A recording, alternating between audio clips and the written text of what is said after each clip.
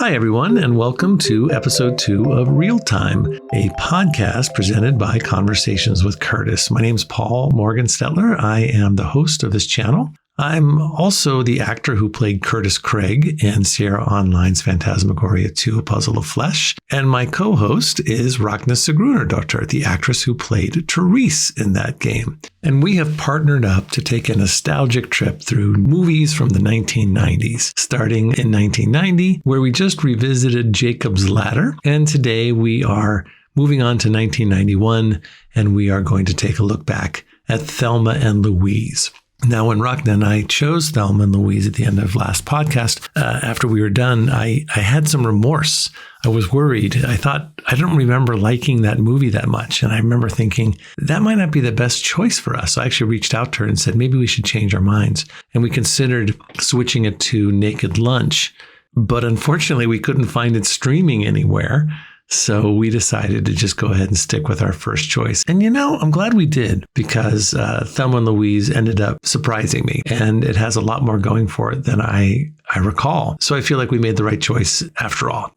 So Thelma and Louise was written by Callie Khouri. I believe this was her first ever screenplay. It was directed by Ridley Scott. Starred Susan Sarandon, Gina Davis, and Harvey Keitel, with appearances from Stephen Tobolowsky, who, of course, we all know him as Ned Ryerson in Groundhog Day, and Michael Madsen, who most recently passed away. It premiered in 1991 at the 44th Cannes Film Festival on May 20th, and then was released theatrically in the United States on May 24th of that year. It was a pretty successful film, making over $45 million, received 6 nominations at the 64th Academy Awards. Both Susan Sarandon and Gina Davis were nominated for Best Actress, which is a rare thing to have 2 people nominated in that category for one movie. Ridley Scott was nominated for Best Director, a big departure for him in terms of style and content. And the Best Original Screenplay was awarded to Callie Khouri for her wonderful script. A couple of interesting tidbits, according to Wikipedia. Michelle Pfeiffer and Jodie Foster were both originally chosen for the leads, but had to drop out because pre-production was taking too long. Pfeiffer ended up starring in a movie called Love Field, which was released the following year in 1992 and garnered her an Academy Award nomination for Best Actress. And Foster went on to star in a little-known film called The Silence of the Lambs, where she ultimately ended up winning the Academy Award in 1991 for her performance, beating out both Gina Davis and Susan Sarandon. So take that, Thelma and Louise. Goldie Hawn and Meryl Streep were then offered to play the roles, but again had to drop out because of scheduling conflicts and ended up working together a year later in the movie Death Becomes Her. Thelma and Louise is the movie that launched Brad Pitt's career, though that could have been quite different, as William Baldwin was originally offered the role of J.D. Baldwin ultimately turned it down to appear in Backdraft, directed by Ron Howard. Other actors considered for that role at the time were Christian Slater, River Phoenix, George Clooney, Robert Downey Jr., Mark Ruffalo, and John Mellencamp. But after Gina Davis tested with many of those actors, she ended up begging Ridley Scott to hire Brad Pitt. So, Brad Pitt, you owe Gina Davis your career. The movie was set between Arkansas and the Grand Canyon, but it was filmed almost entirely in California and Utah. I recognized a lot of the backgrounds because I took a road trip with my son and father-in-law a couple summers ago through Arizona and Utah, and it was really neat to see that those vistas again. In 2006, the American Film Institute ranked it 78th on its list of most inspiring films. And in 2016, the Library of Congress selected the film for preservation in the National Film Registry, finding it, quote, culturally, historically, or aesthetically significant. But the real question is, does it hold up? And so here is my conversation with Ragna as we definitively make that decision. Enjoy. Okay, Ragna. Yeah. Thelma and Louise. Uh-huh. What do you remember? Iconic movie. Yeah. What do you remember before you saw it? What were your memories of it before you saw it again? That is. Well, it's you see little bits from it all the time. It's because it's become such a cult kind of iconic movie. So we've seen okay, spoiler alert. We've seen like the end so many times, just in memes and all kinds of things, and it's just a movie that is so well recognized and known. So I can't quite tell the difference between what do I remember from the first time seeing it, or what do I just remember from seeing bits and pieces throughout the years. But definitely the two leading ladies are very memorable. And of course, Brad, because we'd never seen Brad before. And it was like, whoa, who is that dude? And just sort of, I remember being touched by their friendship, and that it felt like a kind of a touching human story. And so I was actually kind of curious to see if that was still the case. Yeah. For me, if it still kind of touched me that way. Yeah. And it did. Yeah. Yeah, my thought was I remember seeing it and liking it, but I didn't, it's sort of this like Jacob's Ladder, I never went back to it. And I guess like Jacob's Ladder, I didn't think it was going to hold up. I vaguely remember it being a little slick. It was the idea, it was a great idea to finally have two women be the lead, and that they're the ones on the lam, and they're the ones who are the Butch and Sundance and all the buddy road stuff. But I was worried about watching it again because I thought it was going to feel cheesy, and it's way better than I thought. So in fact, when we decided to watch it again, I reached out to you and I said, I don't know, maybe this isn't the right thing. Maybe we were going to do something. I think we were going to do Naked Lunch, but we couldn't find it. It's not available anywhere. Yeah. And so we just decided, and you said, well, I watched it. And I was like, well, how was it? And you're like, so you basically gave me the okay that it's worth going back in. And you were like, is it as cheesy as I think? And I'm like, nope. No. Actually, yeah. And there's a lot going on. And in fact, it's so different than what I expected. And it's so less of a buddy movie. To me, it's not Thelma and Louise, it's Louise. And it's about Louise, which is the Susan Sarandon character. And Thelma, she just is trouble. She's absolute trouble. She gets them into all of their trouble. And exactly. Yeah. And I kind of was wondering, it's like, it should have been Louise and Thelma, but it doesn't have the same. It doesn't have the same ring. It doesn't scan the same. Yeah, for sure. Yeah, it is really Louise more than Thelma, but Thelma is just sort of the catalyst, like kind of the And what a journey that poor girl goes on. I mean, she's just trying to get away for the weekend to kind of give her boyfriend a nudge that she doesn't need him that bad, and then it just goes straight to hell. Yeah, literally. All right, well, let's talk about. We'll just do a little bit of a run. Who did what? So it was released in 91. Release dates May 20th of 91 at Cannes, and then May 24th in the United States. Is that normal that if it's playing at a film festival that it would open 4 days later? I don't remember that. Ridley Scott directed it. Callie Khouri was the screenwriter. She won the Academy Award for Best Original Screenplay. Right. And did you read anything about her and her journey? Well, what I did read was that she loosely based it on herself and her friend, and that she pictured much younger women that had been friends in college, so more similar in their background, and that she did not envision a woman in her mid-40s playing Louise. Right. And there's a 10-year gap between the two women, and she had seen them as like college friends and I know much that younger.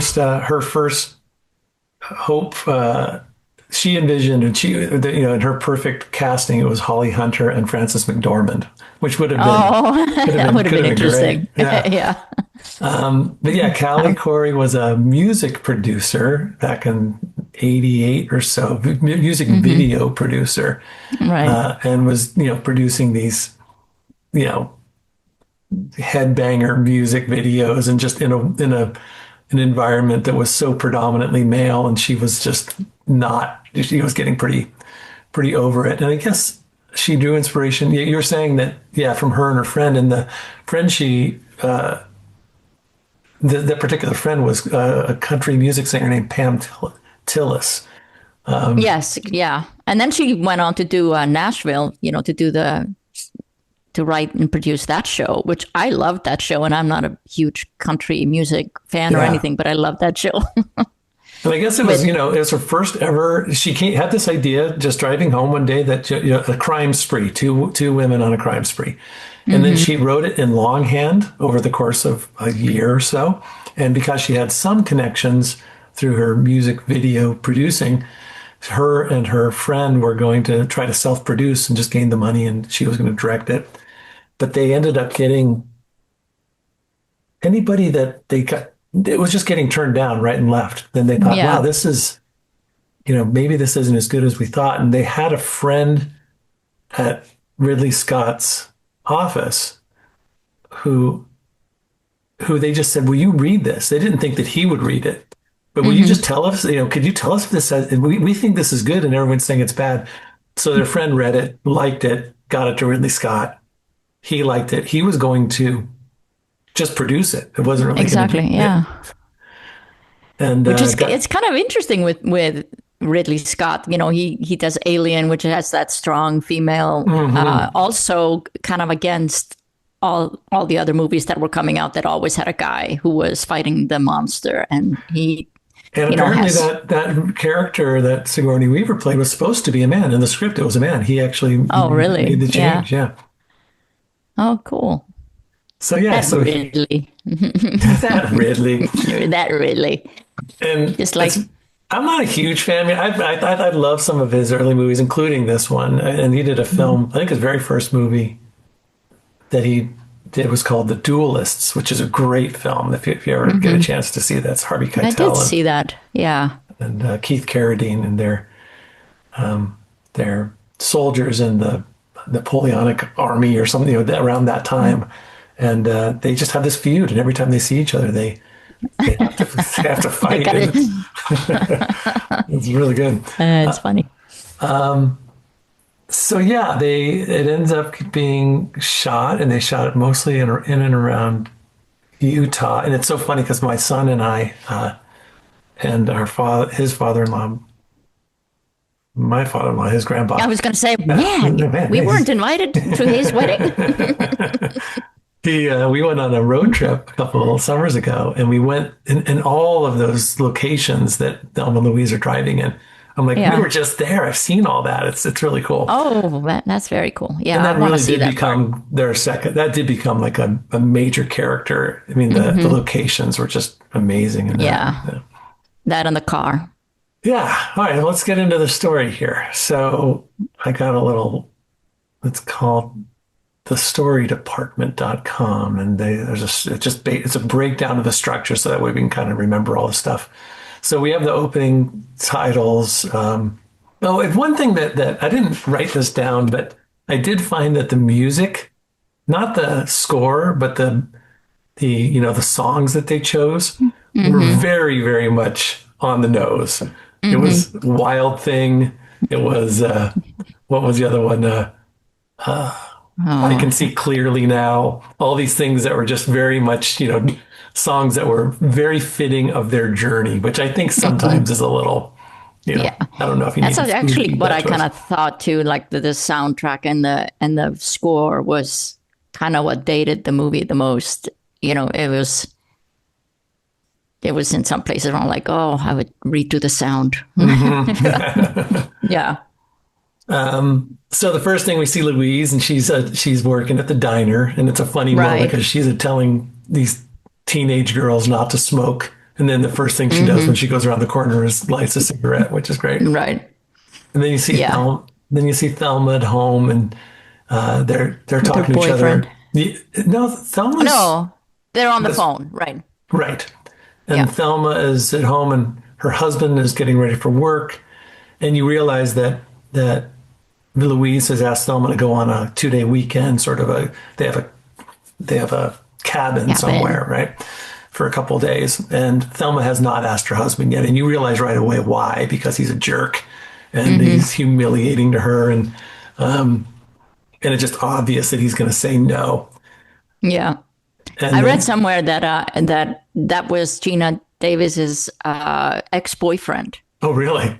and that she recommended him for this role, Oh, he was and great. that she said to Ridley Scott, "He's the funniest man I've ever met. He is so funny." And I guess he came in for an audition, and Ridley Scott was in stitches right away. Which that actor, I could see how he could be very funny in real life, just as a real person. But You could tell, yeah. And he reminds me yeah, of Danny McBride. In fact, I yeah, thought, he God, kind of but has a there's no Danny way it could have been McBride. him because that was so long ago.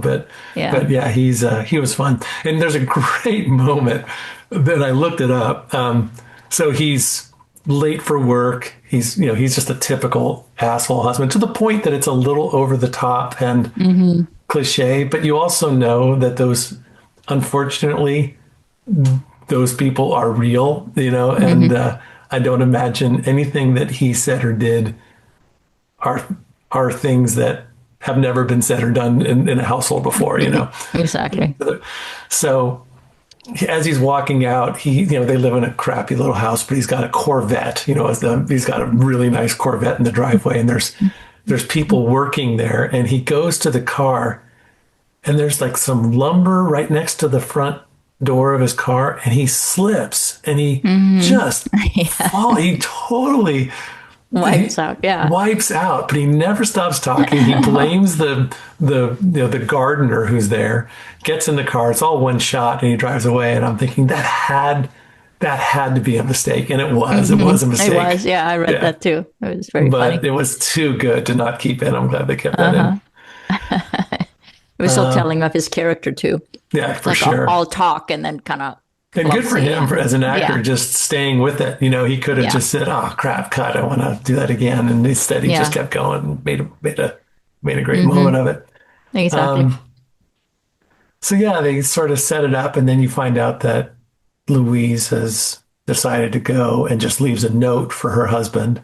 And I don't remember. You kind of get a sense of there's a little bit of you know context in their lives. You find out that Thelma's got a boyfriend who's not very attentive. She lives alone. Not Thelma. Louise has a Yeah. boyfriend, lives alone.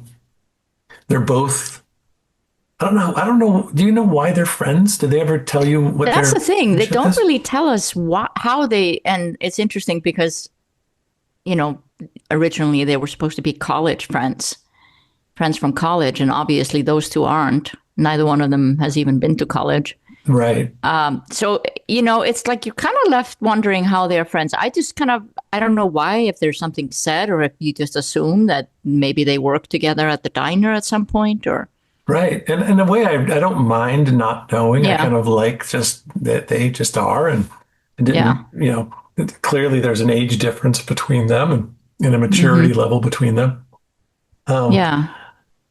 But, And he just died, the actor who played yeah, Louis, Michael Madsen. Michael He just- Madsen, who was also Yeah. who's famous for his scene in as Mr. Blonde in Reservoir Right. Dogs, right? Yeah. Let's see. And I read somewhere that, when I was kind of reading something, and it was talking about how there are two friends who are going away on a fishing trip for the weekend. I'm like, fishing trip? Did I miss that? I don't remember seeing them packing any fishing rods or talking about fishing. Well, I they don't do think they know. were. But that totally went over my head. I was like, Oh, me too. Yeah. I didn't remember what their reason for their journey was, but I know. But it is It's like- funny that she, borrows her husband's, tackle box and rods and all that stuff, and it's fun seeing them get ready to go, and that's the other thing too. They're both very dressed. You see the journey begin. Susan Sarandon's wearing a white blouse with she's got a scarf around her, and they both look very, I don't want to say girly, but they're very much about city, the way that they look in their city life. And Yeah, they don't look like they're going to a remote cabin no, fishing. not at all. Yeah. Not at all. Yeah. Yeah. And then they head out having fun, and then Louise, you find out, is like, what happens next? So Well, they make a stop fairly early on. so that's it. They go to the Yeah. Silver Bullet, right? And so Louise decides, or Thelma's like, I want to get a drink. I never get a chance to get away. I want to go to the honky tonk on our way. Oh, they were running late, I guess. So they realized they were going to be late. They weren't going to get to the cabin until, past dark anyways. So Thelma's like, well, then if we're going to be late anyways, let's stop at this bar. That'll be fun. And Louise is not excited about it. And they go in, and it's a honky tonk. And I guess they're supposed to be in Arkansas. I don't think they filmed in Arkansas. I read that they filmed like in Bakersfield or something like that. But Oh, okay. yeah, but it's supposed to be in Arkansas. And then it's a big bar, and and of course they immediately get hit on by this guy, Harlan. And and you realize right away that Louise she has been pent up for so long that she wants to Just let her hair down. let her hair down, let loose, Yeah. have some drinks. And so she is much more open to this really, clearly a predator, coming on to her and sending drinks their way. And then they dance, and Louise is having none of it. And I really liked Gina Davis in this role, and I'm not always a fan of hers, but I thought she was so perfect for them. she was, because Thelma. she also, overall, the movie, I just got more and more frustrated with her terrible choices, but I still liked her, Yeah. she had, I could see somebody very easily turning that character into someone that I couldn't, that I couldn't stand. And she was Yeah. just so, she's had such a spark of energy and a sort of a Yeah. light that was really neat. Yeah. Yeah, she was just so cute, for lack of a better word. Yeah, It was like yeah, she yeah. was just so adorable. It's like, God, like a child. I just want to.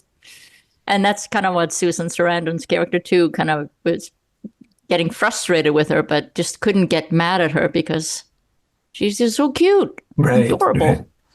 and of course feeling very protective of her because of that too, because she is kind of like a big kid. Yeah. Yeah. And I wrote a note down, like before they left, like the setup of how you never see Thelma say to Louise, and maybe even later on in the movie, but you never have her say out loud why she doesn't tell her husband. It's just so clear that there's no way he would say yes, and that she just Yeah. leaves a note and a TV dinner in the microwave for him, Yeah. Oh, I found the first two made songs, which I think were Wild Thing and another one, like classic Americana songs who are originally recorded by men, were the covers that they did were women singing the songs, which I thought Oh, were kind okay. of cool. Yeah. That's cool. I wrote $61, $41. What does that mean? 61, 41, I don't know. Crazy backward driving to gas station. Well, there's just some crazy driving. But at one point, well, let's get to Harlan. So yeah, so they have the line dancing, which was fun, and Louise goes back to the table, and she wants to leave. He's been twirling her around, right? Twirling her on the dance floor and getting her, dizzy and so she's needs to go outside, and that's when he attempts to have his way with her, and she says no, and then Thelma comes to his aid. Oh, and that's a funny thing. Her aid. Her aid, sorry. That Ridley Scott wanted Michael Madsen to play Harlan at first. Oh, And Michael okay. Madsen said, That, there is no way I will play that character because I will never be able to play anything else for the rest of my life. No, that, hmm and I don't, it's funny because I don't know the actor who played that character. I don't know if he had He um, never got cast in anything again. he, he might have, but he's not someone I immediately uh, recognized. yeah. But he was very effective. Um, hmm so yeah, Thelma comes to, at one point when Thelma is packing, she grabs a pistol out of her desk drawer that her husband gave her for protection, like a little Yeah, small little little tiny one. revolver. And so she can tell she's uncomfortable with it. She puts it in her purse, and then when she and Louise are together, Louise sees it and she says, "So you take it. I don't want it." She says, "Well, why did you bring it?" And she's like, "Well, just in case something bad happens," which it does. And then Yeah. he's so rude, even though she's pointing a gun at him, and so unapologetic, and then beyond unapologetic, really sort of, Well, something just sort of snaps though, and you could tell that there was more than just that he was rude. He really pushed the wrong button with Susan Sarandon. He just really yeah, he hit on a nerve. absolutely. And of course, if she didn't have a gun and she had a baseball bat, whatever was in her hand was what she was going to use. So there was hmm never a premeditated moment. It just so happened that that was in her hand at the moment, and she shoots him. And I think it's a great moment in the movie because we find out later, and you have hints throughout, but really they do a nice job of not telegraphing it that she has uh, she has a secret, Right. Yeah. and and that touched that off. So she shoots him. They jump in the car and leave, and now their fishing trip is has changed directions. Yeah. exactly. Yeah. Now they are the fish. um, Being haunted or hunt yeah, not haunted, hunted. hunted. Yeah, hmm hunted and haunted. Haunted and haunted. So they get Yeah. out, and Louise rightfully blames Thelma for her behavior, basically, because Thelma's saying, "Well, we should go to the police," and Louise is saying, "Well, what, How are they going to everybody look at this? saw Yeah. you flirting with him, dancing with him, drinking with him. No one is going to believe us, that that he did this thing." Even though there's a hmm great scene with the waitress who's like, he deserved it. She knew he was going to end up that way when she talked to the hmm cop. Remember? Yeah. But and that hasn't changed in 34 Nope, years. no. And so to have a movie Yeah. like this come out hmm and really take that to task, I thought was really impressive. And Yeah. so they go get coffee to plan out what they're going to do, and that's when the detective shows up, goes to the waitress. So yeah, they don't have any money. They're hmm not going to go to the police, Well, they do have money at this point. do they? Yeah, they have that bag of money. No, That's later. That's when they get it that's later. Yeah, later. Yeah, yeah. yeah, yeah. But that's when Louise decides after, I think they go to a motel or something, and she decides that she's not going to go to the police. She's not going to go home. She really has nothing to go home to. She has some money in her account, like $6,700. So she calls her boyfriend and asks her boyfriend to wire her life Right. That's savings when she has the money. Yeah. right to her on her journey. And that's Michael Madsen, who's her on again, off again boyfriend, can't commit, sort of you know, he's a Yeah. And tough guy, but yeah. that was not a very memorable character, I don't think. No, He not was just really. kind of could have been anyone, Which playing him. it served the movie really. It served the Yeah. movie pretty well, I think. And he decides to help her, so he's going to send her the money to this. It's like a Western Union, but it's a motel in Oklahoma, sometime somewhere out of Oklahoma. And so then they take off Oh, she asks her husband, she asks Jimmy if he loves her. And he's like, Hmm. do I love you? And she goes, oh, never mind. And so you just know there's not a great Yeah. relationship. But now they're on Yeah. the run. Um, Yeah.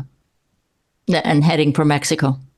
right. And so they're off to Mexico. And then you get into now you get a little bit of the cops they're chasing him down, and they realize that they're moving into a different state. So they bring the FBI in, and Harvey Keitel, who normally plays the bad guy, Hmm.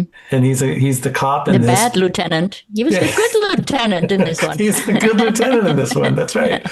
It's funny Yeah. because in 1992 he made the bad lieutenant. So shortly, I think he was Oh. tired of playing a good. The one time he ever played a good Hmm. guy, he went back to his Yep. what he was good at. His roots. Yeah. Right.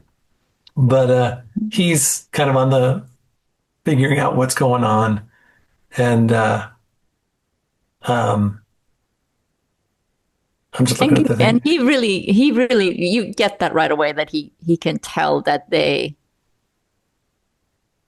are not hardened criminals, that the circumstances have somehow led them to where they are. He's really rooting for them right off the bat, which is Yeah, nice and kind of heartbreaking at the same time. absolutely. It's neat that I wasn't expecting him to figure out right away what had happened. He wasn't Mm-hmm. gonna get them, scot free, but he knew Mm-hmm. that this was not something, premeditated. He was trying to work with them. There wasn't a lot. Mm-hmm. I thought there were. I vaguely remember thinking there was more interaction between Susan Sarandon and him throughout the movie, but there was only a couple of those scenes. Um, Yeah. Yeah, but they weren't. I wrote down there's a moment in the car.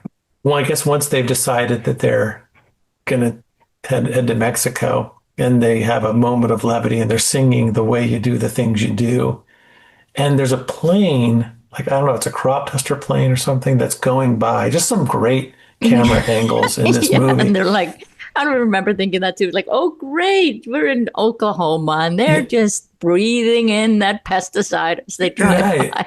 And then what's really interesting in that is like you see it, like I guess the camera is, there's a long shot of the camera and you see them in the car and then you see a plane go overhead. And then it cuts to the plane's point of view looking down Hmm. at the car. And it doesn't make any sense in terms of, moving the story forward, but Hmm. it's a really cool edit and a really cool sort of a choice that they made. So Yeah, there's some really good cinematography in this film. I think they kind of wanted to get the car, and it's like the car really was a character in the. Big I time. felt like Yeah. it was And like, oh, it's clearly such a not cool car. it was great at first, but then not in any way, it's not the kind of car you can hide in. Exactly. Um, Yeah. so yeah, and also just classic Ridley Scott kind of, you can just tell the Ridley Scott movie, lots of close-ups, lots of times, like instead of, he could very easily be doing a two shot of them. And he does that at times in the car where you see them both. But a lot of times you just see one of them and there's still space, but the person isn't like right in the middle of the frame. That Hmm. person, the character's off to the side a little bit. But yeah, it's interesting how they, Yeah. It made the car very wide. yeah, it's neat seeing it in that. Yeah. Uh, it's definitely a good film to watch, and it's And of course, normal it was widescreen. like the original selfie trend started with them. Yes, that's true. That's a good point. Yeah, the first time I've ever seen somebody they use the Polaroid, right? And Yeah. that's great. And they did. If Um, they had Instagram, they would have posted right. that picture of them. So That's around this time, um, Louise calls Jimmy. He's gonna send the money. Therese calls Daryl. He's watching a game, judging. Oh, judging, but not concentrating. So, anyways, they meet Brad Pitt, JD, for the first time. mm-hmm. Louise goes in. I think she's making the phone call, and then he's out hitchhiking, and he comes by, and they have an interaction, and he's super charming and really good looking, and and she wants to pick him up, and Louise is like, no frickin' way. And then they leave. And what's great about the Brad Pitt character is he really plays off the, I totally get it. No worries. I have no problem. I'll leave you guys alone. He's the opposite of Harlan in terms of being a predator. He's not pushing himself on them, at least not overtly. Yeah.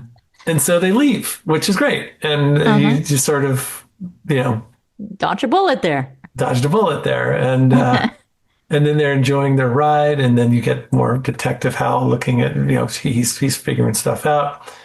And then they see JD again. They see him. And that's the part where I'm like, what the hell?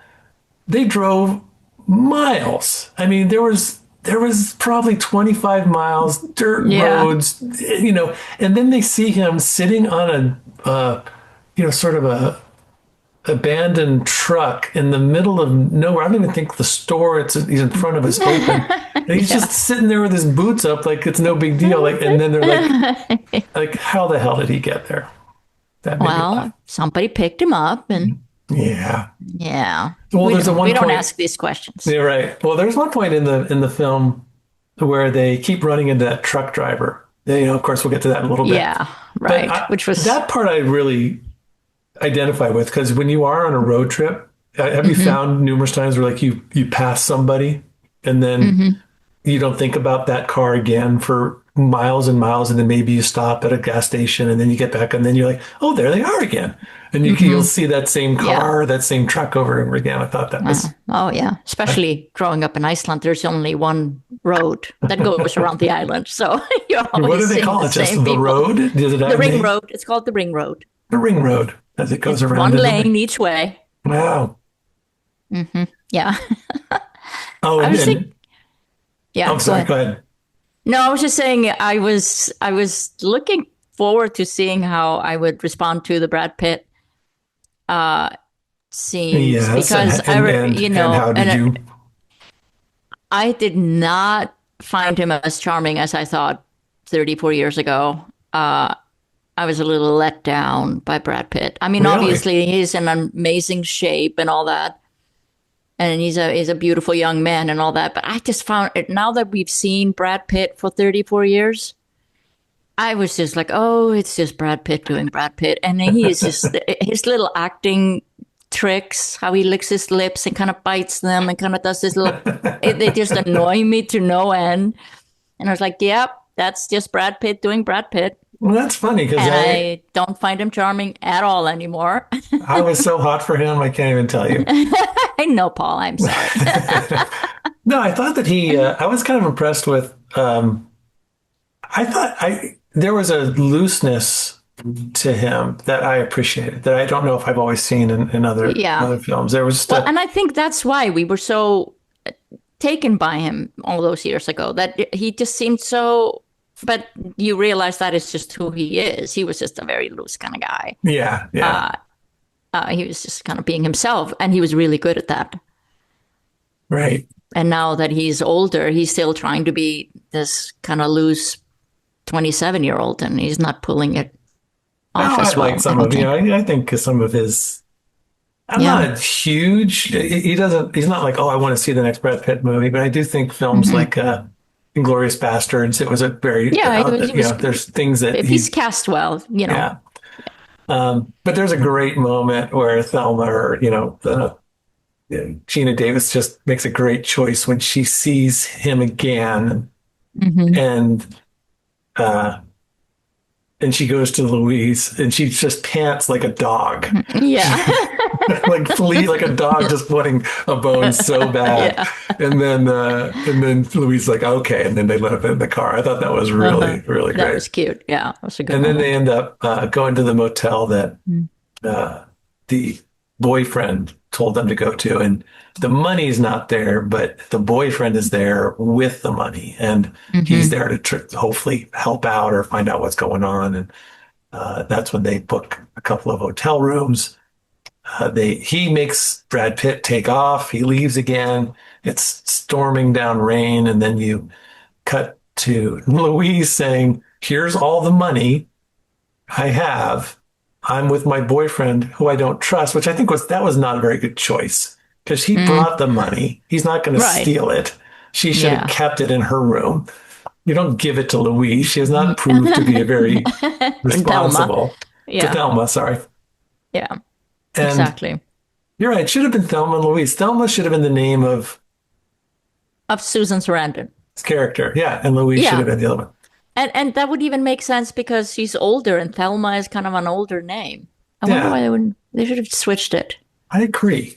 Because I keep calling her Thelma, so it seems like that's... Yeah, she looks more like a Thelma. And the other one looks more like a Louise. I agree. And then they should have nicknamed her Lulu. Yeah. See, people need to talk to us before they release their stuff. Yeah, they do. They really do. So yeah, this whole part is what really got me because Louise leaves the money with Thelma, not a good idea. But at this point, Thelma is going to be by herself in her room, which I don't even know. Anyways, that's the plan. And then you have the scene between Louise and her boyfriend, which is a great scene. I mean, he's all violent and knocking the table down because she won't tell him what's going on. And then he proposes to her. It's just it's not a good start. But they kind of get through. And Louise is great. She's like, I am not going to tell you anything because you're going to, A, I don't want you to be incriminated. And B, I don't want you to tell anybody on what's going on. So she's really so level-headed and just really, she's just so focused. And it was just like, it's so obvious you're not going to be part of this plan. So I'm not going to share this plan with you or there's no point in including you in any of this. Right. And she's like made that decision. She's leaving. She knows she's never going to see him again type thing. Yeah, and I thought that was a great scene. So then you get back to Thelma's room, and Brad Pitt knocks on the door. It's in the rain. He asks if he can come in, and she lets him in. And all that totally makes sense. And they have their it's not even, but it's a fairly, I remember it being a pretty steamy sex scene, but it's not really. Oh, not compared to what we have to endure these days. Yeah, exactly. I was like, why can't they make love scenes like that? Why I agree. I agree. This is all we need to see. It was perfect. You just see Brad Pitt's stomach and back, and we're done.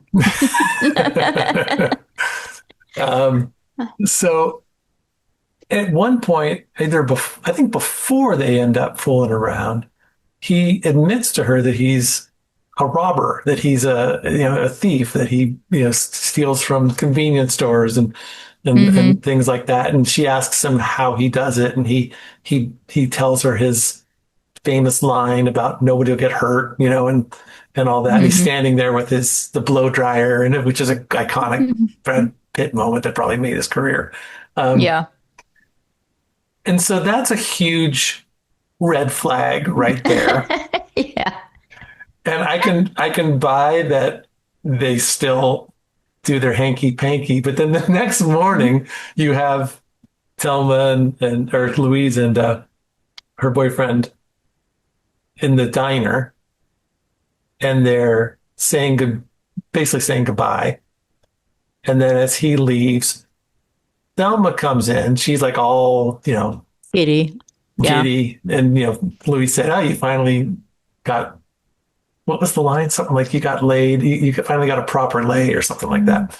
Yeah. And so everything's great. And then she's like, well, where's the money? It's in the room. And so she left the money in the room. Oh no, where's he? He's taking a shower in the, and of course they go back and the money's gone. And that's when at that point, it was really, really hard for me. To be kind to Thelma. Yeah, because when I think of these buddy movies, I think of, name one. The first thing I think of is Butch Cassidy and Sundance Kid. They are equals. They have different, Butch is the smart one, Sundance is the fast one, but they sort of click. They know they're both savvy in what they do, and that's always been sort of the dynamic of what I've considered these buddy comedies. They both have a thing. And in here, Thelma is just a liability throughout. She is every single thing that happens to them that goes wrong is because of her. Right? She was so cute in that scene, though, in the diner. that was her Oscar nomination, was that scene in the diner when she's talking about him. And Oh, yeah. she was just Everything so alive and leading so up to giddy. the realization that she left Brad Pitt The in the money. room. I was on board 100%. Yeah. But then the next thing they do, so now, and again, Susan Sarandon's so good in this. I mean, you just see her realizing that every little possibility that she has to get away just keeps getting smaller and smaller because of Louise, because of Thelma's choices. Yeah, it keeps getting narrower and narrower. The escape route keeps getting just one lane road. One and lane. Then a ring road. A ring road. Not even a ring. Straight. Straight to hell. It's straight to hell. Yeah. So they, and then at that point, Thelma decides to take charge. Let's get up. Let's go. She's being, and then they go for a drive. And the first thing she does is rob a convenience store so that they can get their money back. So again, one bad choice after another. But just before that, there's a great moment in the car where Louise is by herself and you can just see the desperation on her face. And she looks in a window and she sees these two older women just looking back at her. I don't really know what it means, but they're just staring at each other. And then Louise she's about to put lipstick on and she just throws it out the window. And then it's just that moment of her realizing that what good is, and little by little, they both start to change in the way that they look, the way that they dress. There's that great moment where a little later on, she sees that old man, that old man sort of sitting outside another store. And she gives him all of her jewelry. Right. Yeah. She strips all the jewelry. And the very next thing you see that she's now wearing his straw hat that he has. So she gave him the jewelry in exchange for that. Yeah. They're kind of, because they're kind of morphing into outlaws, it's like, changing their costume from girl strip to outlaw. Yeah. Yeah. It's great. Let's see. What else? And then the trucker. Yeah, let's see. Look at that. Which I thought was a little cartoony, but Oh yeah, so I wrote a list of what all the things that all the trouble Thelma puts. So Thelma wants to stop at the bar at the beginning. She gets drunk. She flirts with a rapist. She puts herself in harm's way. She picks up Brad Pitt, finds out he's a robber, sleeps with him anyway, tells Brad Pitt that they're going to Mexico, which is another final nail in their coffin, leaves him alone in the room with all their money. And she drinks like a fish in this movie. She is just every single chance. She is boozing it up. But she is 6'2", so she can probably really hold her liquor. Okay. All right. I don't think I'm going to get you on my side here.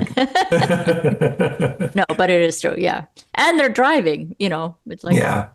And the locations and the tracking shots of them walking and talking. There's just some really, really great moments in this. And all the locations as they're walking, there's trucks going by, there's tractors. There's a great scene where they're driving through cattle. A whole cattle sort of, cows and cattle herd. Yeah.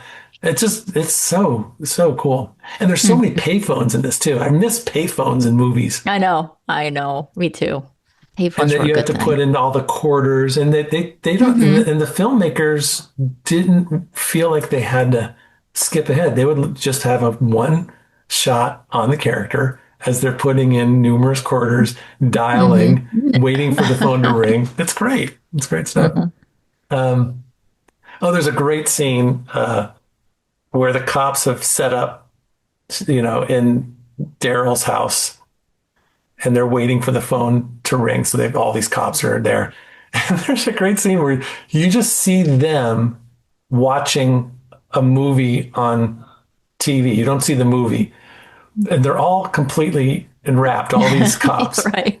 And you were hearing, it's Cary Grant's voice. So and I looked it up. It's a movie called Penny Serenade, which is a really sort of soap opera, a couple trying to adopt a kid and things go wrong. And And so they're all into it. And then Daryl changes the channel behind them, and to a sports game. Yeah. And they all look at him like, what are you doing? And then he has to put it back onto the movie again. So I thought that was very funny. No, that's fine. There's a great scene where you see the camera from the convenience store where you see Louise, Thelma, I'm not going to get them all, I always get them wrong, robbing the store. And she's using all the lines that Brad Pitt told her. Yeah, exactly. Right. Yeah. And there's a great moment where she looks at when they're driving in the car and she goes, I think I'm really good at this. I think I may have found something I'm really good at. That was funny. Yeah. Yeah. And It then, would of course- almost, yeah, it would Go ahead, almost make sorry. sense to, because you're saying like, why would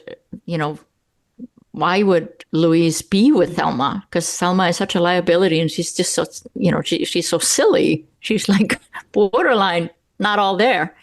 That it would almost make more sense if they were sisters, like you would tolerate that more in your younger sister Right. or your cousin or something than be friends. But who knows? Yeah. Yeah.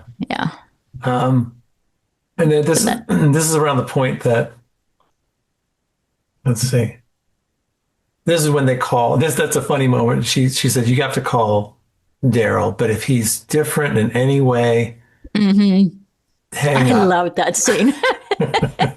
Yeah, explain what happens. Well, I'm not going to do it justice, but she calls and Well, the Daryl cops have told answered. him, the cops Yeah. said, listen, if she calls, keep her on the phone, be happy to hear from her. Don't try to, Yeah. And he's like, okay, whatever. Yeah. So he picks up the phone and he's so cheerful and pleasant that she just doesn't even say hello. She hangs up immediately. He knows. Yeah, And totally. that reminds me of when I was a teenager. When I was 16, I moved to my grandma's house because my mom was having kids and I couldn't be bothered with all that. And I would come home from school always at 4.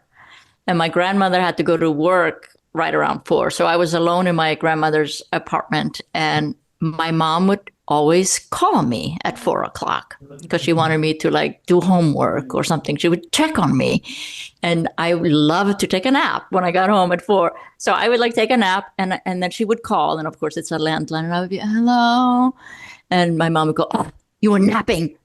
And I was like, no. So I learned that when that 4 o'clock call came, I would go, hello. And so then my mom would go, you were napping, Oh, because that's she funny. knew I was She taking knew, it. even with the chirpy response, she could tell. Yeah. That's great. So that was Thelma. She knew. She knew. He was too cheerful and Yeah. happy to hear from her. And then was great. that's when Thelma calls back and she has her conversation with the police. the cop Yeah. with Harvey Yeah. Keitel, and you kind of get a sense that he cares about them, but she's not going to do anything. She said she'll call back. And then we have the moment where they're driving towards Mexico, and she's been very clear that she doesn't want to go through Texas. That and Texas is a huge state, and how are they going to go around Texas? But she's like, right. and she says something that makes sense. Is like, of all the states, no, Texas is not going to protect women, and then at one point, finally, Thelma says, you were raped in Texas, weren't you? And Louise, it's Ken. You don't need to. She just says, I don't want it. She gets very angry. She says, I don't want to talk about it. And they never do talk about it, but Right. it answers so much about Louise's, who she is and what's driving her. And I thought that was a great moment, really wonderfully written, really Yeah. well acted. The whole thing was. And Very that's when well they get done. stopped by the cop, which I was not, I forgot all about that scene. They're speeding, and then a cop stops them, young, sort of very, by the book cop, ma'am, come sit in the car and you're in big trouble and da da da.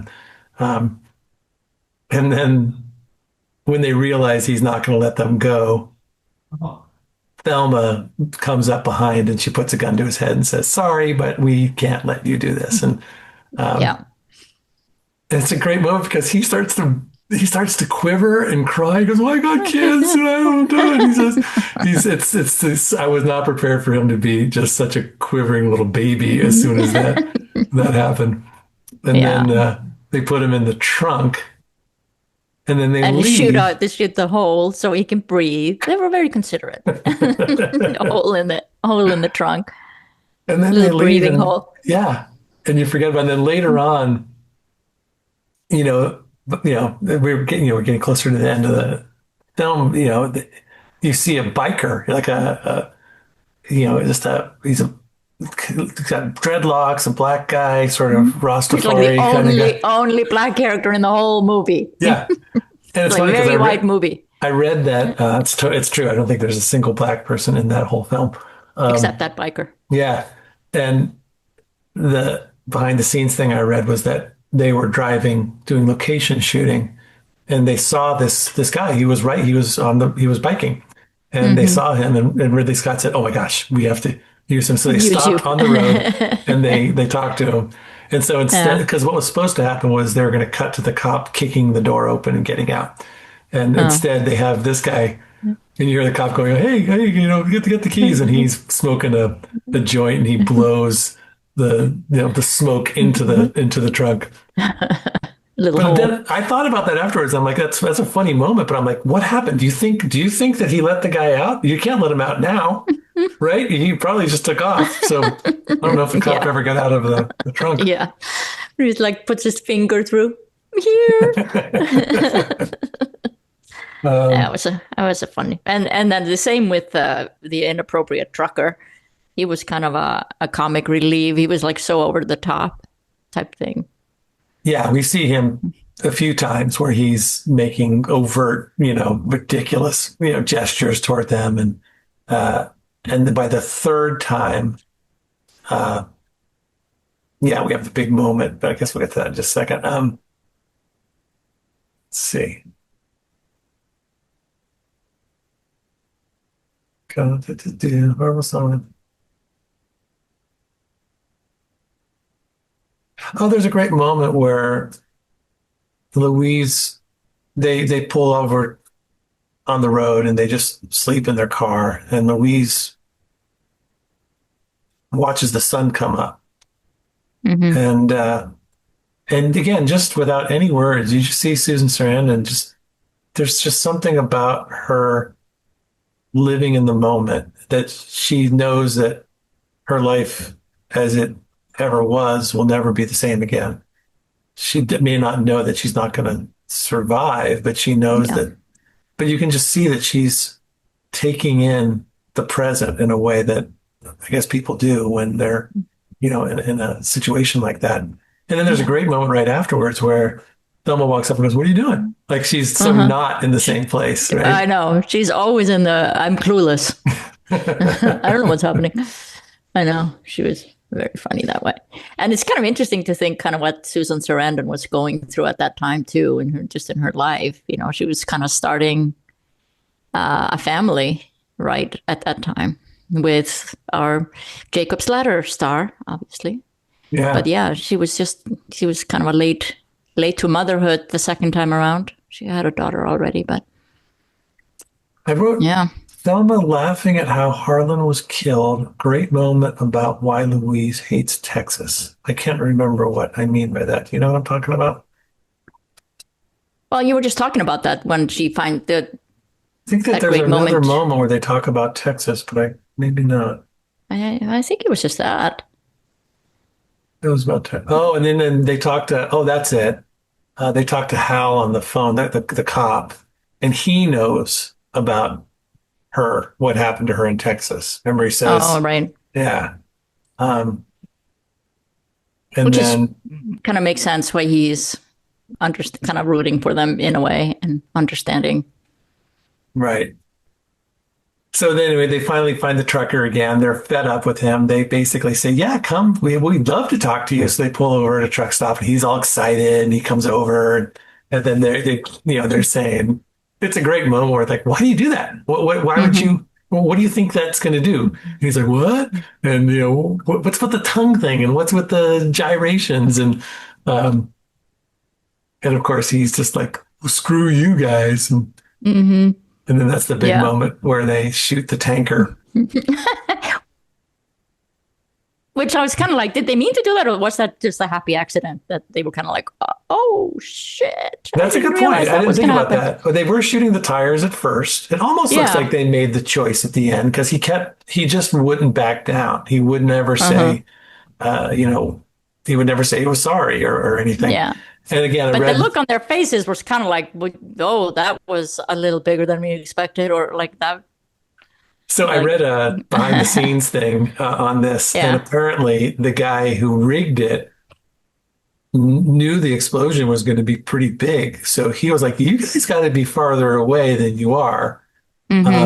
So Ridley Scott and the camera crew moved back a little bit. And then there's the guy who played the trucker, he was interviewed and he goes, so I'm seeing them back away and I'm wondering why am I still standing here? And he was funny because he too was like, I don't know if he was very worried by playing that part that he was going to get, typecast but in this little I just read a little blurb, but they said, don't worry. He went on to play Hamlet in a Toronto stage production the following year. I'm like, that dude played Hamlet? I know. That is, he does not look like a Hamlet. That's funny. Well, it's Canada, What do they know? Yeah. So then we're getting good for him. Good for him. So we get kind of towards the end, and now they're on their way. And then Thelma is starting to come into a sense of herself and knowing, starting to feel alive. She's growing up a little bit. Yeah. Just before. There's a great shot. Do you remember the shot where they're I mean, maybe this is later in the film, but they're driving. It's a long shot, and you see I think they're near the Grand Canyon, and you see this great long shot of the car driving, and it's just kicking up dust, and it's a beautiful sunset. And then on the left side of the screen is the bottom of the canyon, and as the car's going, you just see a helicopter come down below the car, and then it comes right towards the camera at the end. It's a really, really cool little shot. Yeah, it is. Yeah. I was reading, well, I don't know if we're there yet, but I was reading about how they filmed, you probably read that too. The very final scene and how they did that. Yeah, well, let's get to it. So they've been, they're caught. The police have found them. But then with the last phone call that she has with the detective was long enough for them to figure out where she is. They bring the cops. So there's a big chase and cop cars, and it's just, and then they end up, driving off road. And the next thing they know, they're kind of at the edge of the Grand Canyon. And it's weird. They never really show they never show an establishing shot of the Grand Canyon. You see they're like impressed by it, but you don't see what they see. But anyways, and where's their Discover Pass, and where's the gate to go through? And exactly, how'd they get through all that? But they have to make a choice. There's all the cop cars. The helicopters come with Harvey Keitel and the FBI guy, which is Stephen Tobolowsky. That's the guy who played. He's a character actor who's in Groundhog Day. He plays one of the. Remember the guy Ned Ryerson? Yeah. He plays Ned Ryerson in Groundhog Day. I forgot about him. Yeah. So they make the decision that they're not going to go back, and they decide to drive off the cliff. And so they make the choice. They drive off the cliff, and much like Butch Cassidy and the Sundance Kid, which ends on a freeze frame, because rather than seeing the heroes get killed, it ends on the freeze frame of them running out and hearing the guns go off as you just see the picture. They took that. I think they clearly took that as inspiration. They clearly took that, yeah. And then you just see the car go off, and just before it really falls, it just stops, and that's the end of the movie, which is a great ending for those two. Yeah, go ahead and tell, what were you going to say? Well, they didn't want the car to fall. They wanted it to fly. What? Well, it of course eventually fall, but they didn't want it to nosedive. Like, Ridley Scott didn't want the car to nosedive into the canyon. It wanted it to kind of fly off the cliff, and they had 3 cars, so they had 3 chances to get the right shot for it. And the first car just nosedived straight in, didn't get the speed, didn't get the air to fly the way Ridley wanted it. And then the second shot did it. That's the one that's in the film. And then I guess the third car never even went off the ground, just kind of went, and never went off the one of the cliff. 3. Yeah. So one of the 3 did what he wanted it to. Well, I read that at one point, I don't know how close they were, but at one point, Meryl Streep and Goldie Hawn were attached or considering playing it, and they ended up doing Death Becomes Her instead. And Meryl Streep, I don't know if this is true or not, but in this article I read, suggested to the writer, to Ridley Scott, that Louise kicks Thelma out just before the car goes off. So Thelma actually survives, and Louise, because Thelma didn't do she didn't kill anybody. But I think that was not a good choice. I'm glad they didn't do that. Yeah. And, that would have been a little cheesy. Yeah.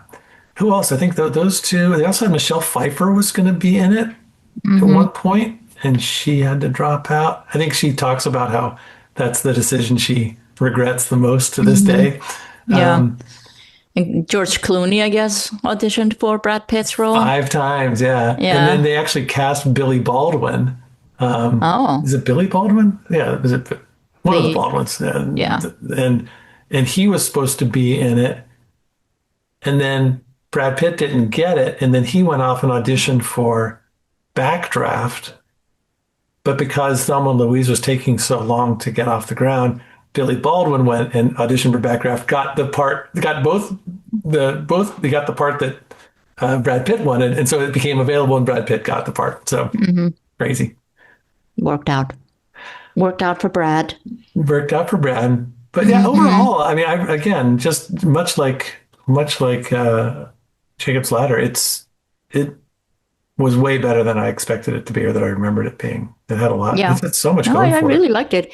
And I liked how, I think if this movie were to be made today, it would kind of go overboard to try to please every small group that feels they need to be represented. And I think it would have taken away from just a simple story that they were just friends who took every wrong turn you could. Right. And it's not like they were, they ended up becoming lovers as a result. They were friends who went through this thing together. And there's that great moment at the end where, Susan Sarandon kisses her goodbye. But it's not a sexy kiss. It's we're about to do this drive thing. Off a cliff. Yeah.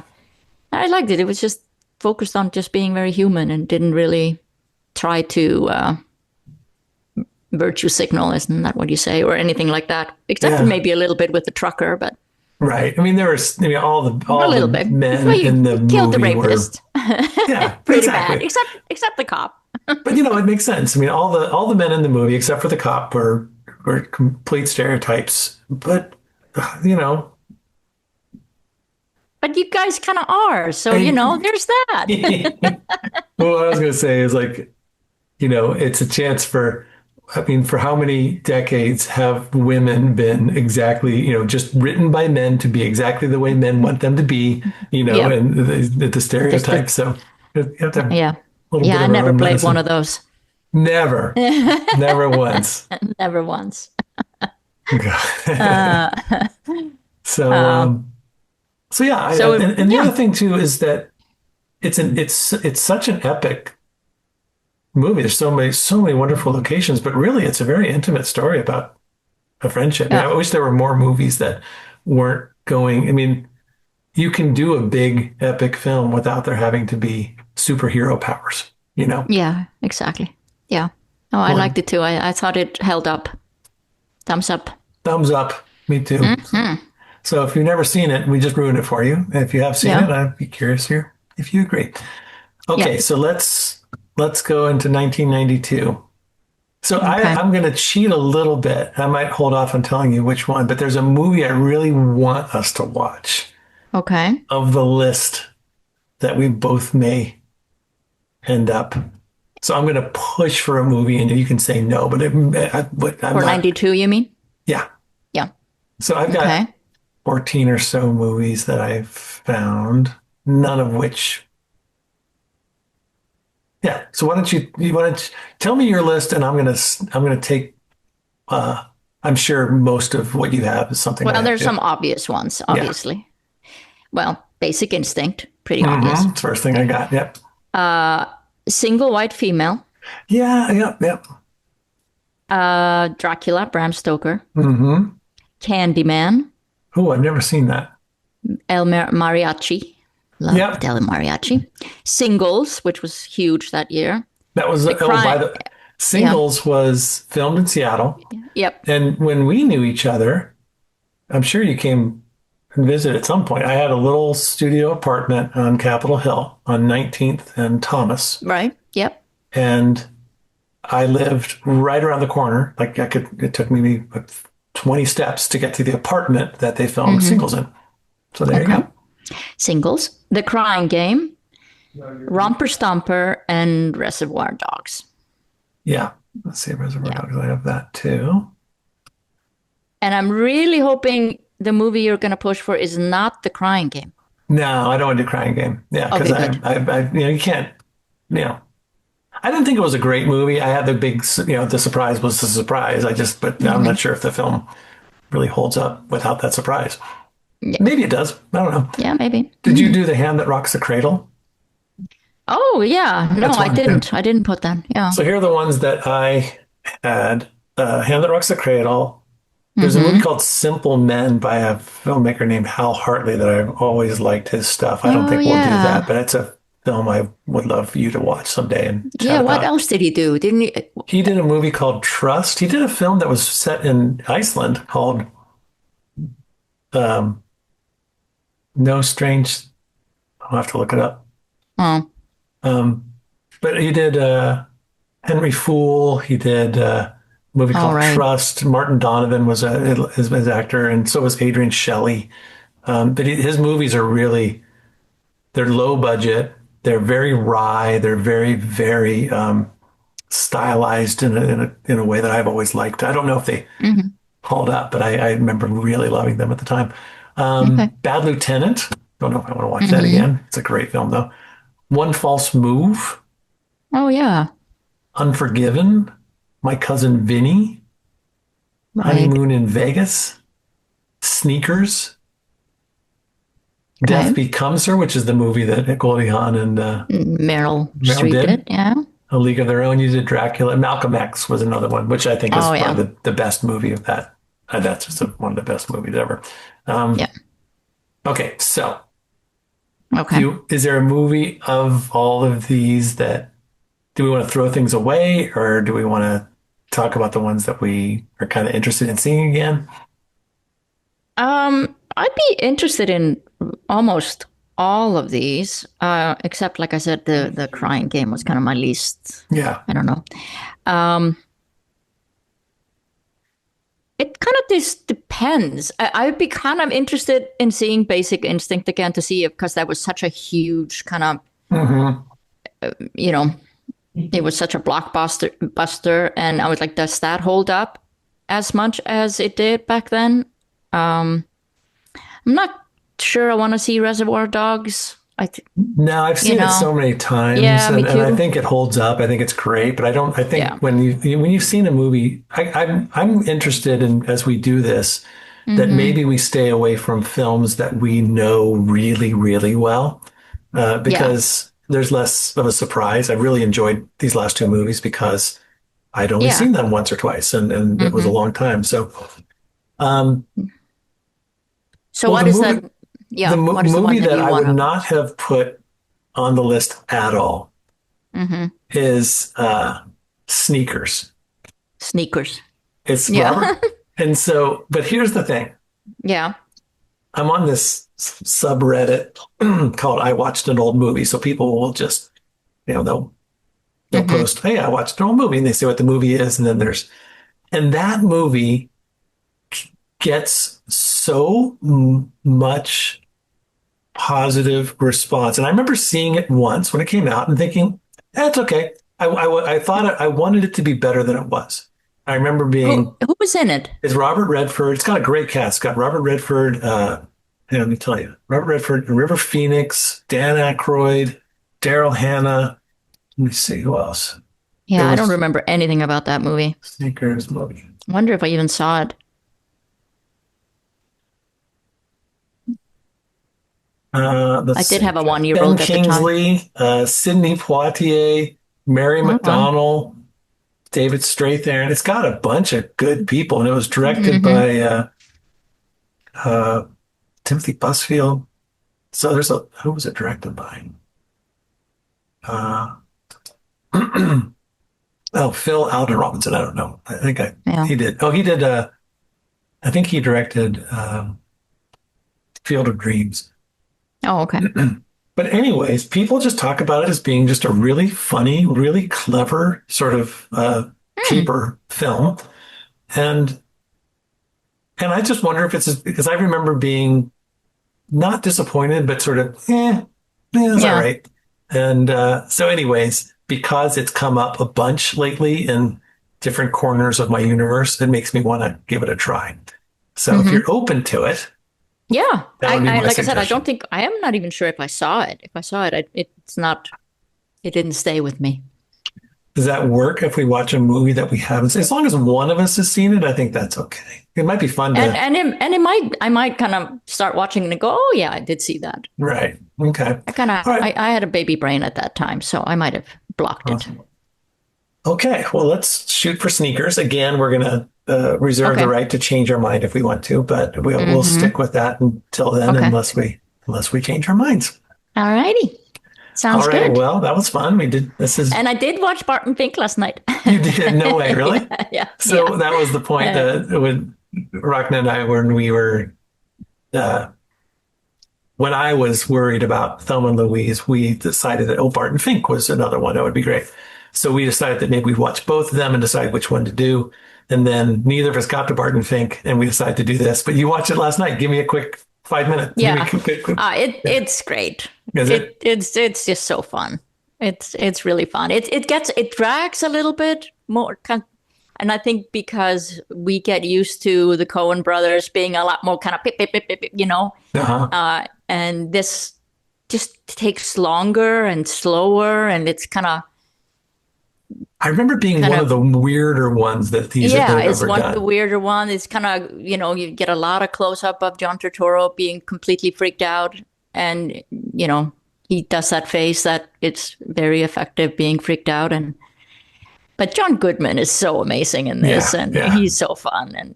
And the scenery and the kind of the story too. I enjoyed it a lot.